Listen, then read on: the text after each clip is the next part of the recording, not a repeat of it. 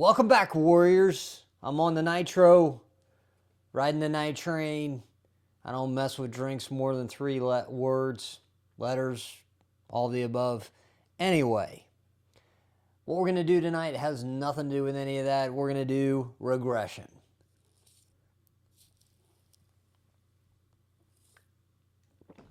Now, let's get on to it. Regression's one of those things people talk about. There's some nasty formulas. People get scared of it. It really doesn't have a friendly name. And the truth is, it's not scary at all. It actually is a very, very helpful tool for forecasting. And with the power of the almighty Excel, we can make it much easier and therefore be much more effective with our mad skills. So, let's get down to it. Okay, so I'm here in my handy dandy Excel, and what we're looking at is I've got a novelty store that I produce and manufacture rubber chickens. And so what I want to do is I want to see if there's some kind of relationship between the time, the month of year, and the amount of rubber chickens I sell. And therefore, if there is, I want to forecast rubber chickens out in the future, how much I'm going to have to make and sell. So the scientific name for this, the Jackson Street name for this, is a time series linear regression. We can also call this a trend projection. So we have time is really independent. Time waits for no man. But anyway, and so we have an idea that the rubber chickens are somehow dependent on that time. So the first things first, we need to look at the data and kind of see if that is somewhat true before we start messing around with our mad skills. And so we look here and we see that as time goes on throughout the year, the amount of rubber chickens we sell keeps on going. So just like any other method or data, we have to make an assumption here that that trend will continue. And once we do that, then we can jump out here into this yellow box. What I really like about trend projection, I just have to say, is that we can skip a couple of time periods and forecast beyond those. We can't do that with any other method that we've covered thus far. We can't do that with any kind of moving average. We can't do that with exponential smoothing or even double exponential smoothing, which we didn't cover. But we can do that with trend projection, and we can also do that with simple regression, which we'll cover here in a minute. So the first thing we're going to do, we see that relationship. Now we're going to convert the months into a time period, and that's just so we have the number so we can do some mathematical computations. And we're just going to drag that down, and now we have a number for the time of year. And this is a very important step to do. And it's important also to realize it doesn't matter whether this is month, it could be day, it could be some other measurement of time. We just need to label it numerically and start with our first time period as a number 1. All right, moving right along. The next thing we're going to do is we've got to approach this as if this were some sort of linear relationship, which lends itself to a line. And with any line, we know from back in the day, any line has a slope and an intercept. And it looks a lot like this equation right here. The line equation we like to write in a number of different ways, but the point is it's still a line equation. And once we determine that slope and that intercept, we can project out into this yellow box. Now, one more thing about that yellow box, I just want to satisfy the classicists out there that will say we really shouldn't be projecting beyond the range of this data right here. So we're more safe to project and forecast within the range. So for example, if, I don't know, we wanted to look at forecast halfway between March and April or something like that, that we could do that. Well, that's true. That is the safest approach. But I don't think it's too much of a stretch, and I'm not alone, to forecast out a few months. And obviously, we're not going to go 6 months beyond June, so we're not going to forecast to the next December per se. That's really stretching what we have. That's probably not a safe thing to do because that assumes that trend continues, and it very well may not. It very well may drop back down, and we have more of a seasonal trend. But right now, we're just going to assume that that continues. And we don't have to, but if we just kind of want to check ourselves before we wreck ourselves, we check yourself before you wreck yourself. Check yourself before you wreck yourself. Come on, check yourself before you wreck yourself. Cause shotgun bullets are bad for your health. Probably just want to graph the data before we get going to see what that looks like over time.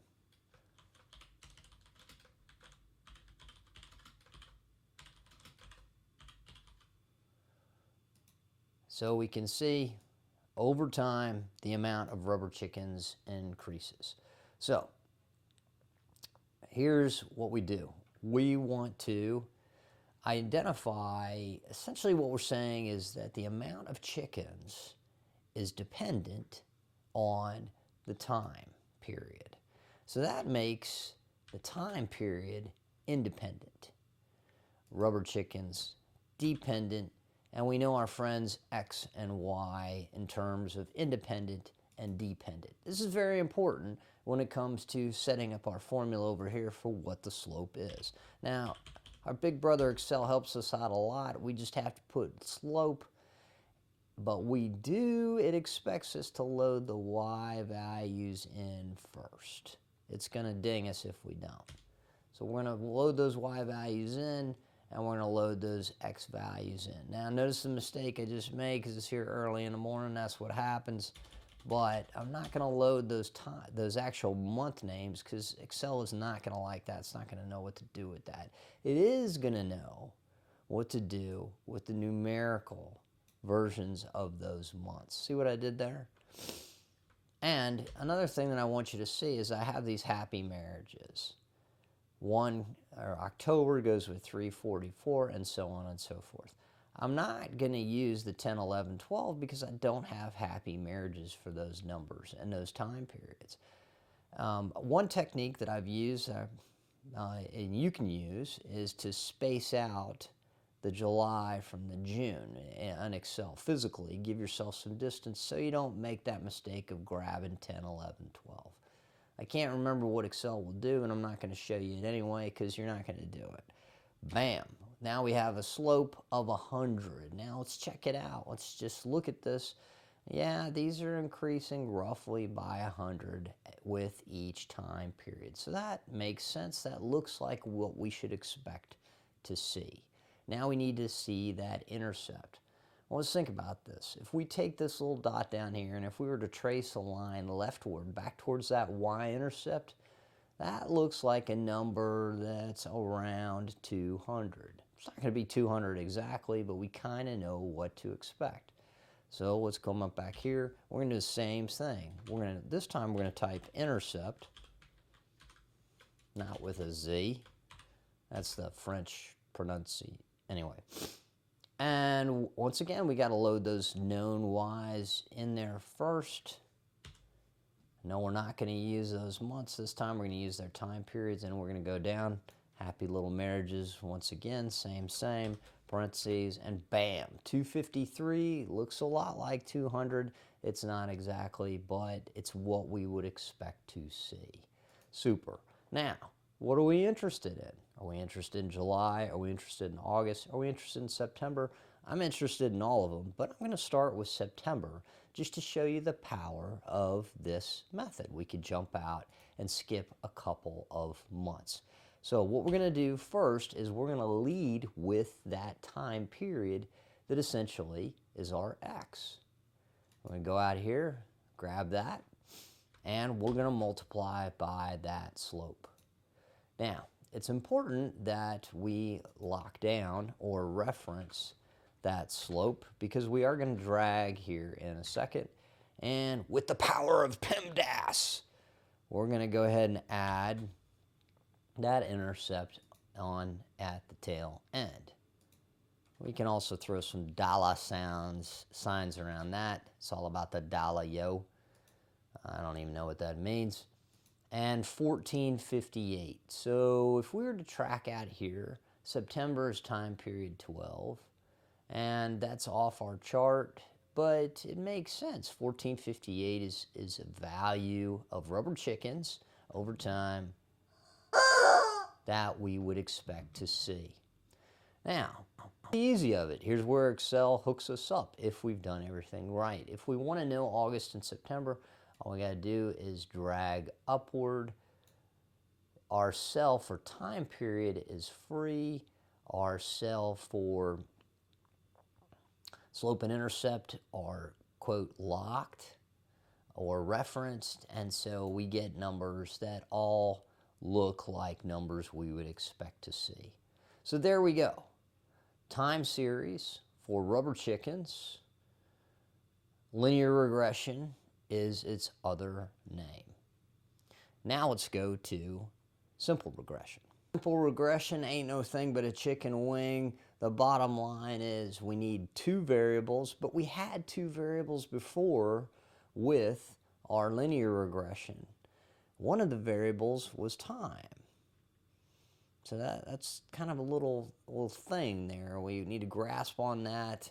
Now we have two variables, one of which is non-time. Actually, both are non-time. But once we get past that, the methods are largely the same. So check it out. In our example, we have our still novelty store, which we manufacture and sell novelty products, i.e. fun things. And we want to see what the relationship is between this dude, Godzilla, and selling that rubber chicken. Do they go together? Do they not go together? Do people buy them at the same time? Those kind of things. So we have, this time we have days, months, whatever, it doesn't matter, but we have times at which we sold these items. And so we have a time we sold 1,000 Godzillas, and at the same time, we sold 344 chickens. So once again, that is the incredible Ryan Manimal, your friendly neighborhood, Matt Chatskin. Anyway, we want to see what the relationship is between these two things, these two variables, and see that there is some kind of relationship that is strong before we proceed, and the assumption that we could glean some kind of pattern out of here and therefore forecast. So the simple thing to do is to see if they have any correlation. And as we know, correlation is not causation. One does not cause the other one, but it'd be interesting to see what that relationship is. So we go down here. We're going to use the function correl, which stands for correlation. Now here we need to load one array in first and then the other one. Excel kind of hooks us up on this one, and it doesn't matter which one we think might be dependent on the other one. So we'll load in Godzilla first, and notice again that theme of the happy marriages. If we have 9 values for Godzilla, we need to have 9 values for rubber chickens, not 10 or 8. That's just not going to work too well. So we're going to load those in, and we're going to come down here and load those rubber chickens in, and then see. With correlation, we know that we want to have a value between 1 and -1. Ideally, we want to have a value that's either closer to 1 or closer to -1, not something middle of the road, before we do some kind of forecasting with these values. Bam, we've got a -0.98 and a whole bunch of change, so we can go ahead and do some forecasting, some regression with these numbers. Now, from here on out, everything is the same. What it is important, though, if we get this in a narrative and not nice and pretty like this, we want to identify which of these variables, too, we think is dependent on the other one. So in this case, we're just going to say, what if chickens are dependent on the number of Godzillas we sell? And so therefore, chickens would be the Y value. So with that in mind, we're going to come back up here and enter that slope function here so that we can get these. We'll go ahead and do that. And then we'll enter our x's in next. And do the same with our intercept values, y values first, and then x values.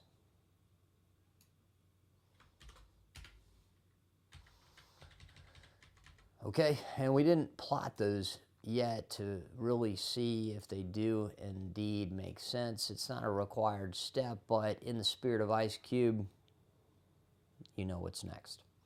So we're going to do this right here, scatter plot over time. And we'll put rubber chickens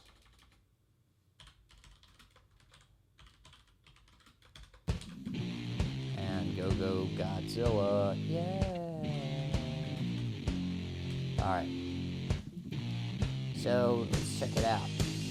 -9/8, that number here, correlation. We don't really need this anymore, so I can just get rid of it to avoid confusion.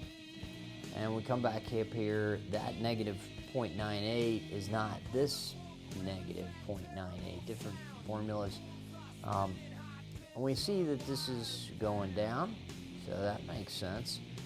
Y-intercept time, 1387. Let's see here. So if we back up, we moonwalk here to the left, we probably get something around 1387. That makes sense. So if we're going to go out here to 95, that's 95 Godzillas, that's the x-axis. And so we should be getting something that's probably greater than 1200, something like that. Well, obviously, but we'll see.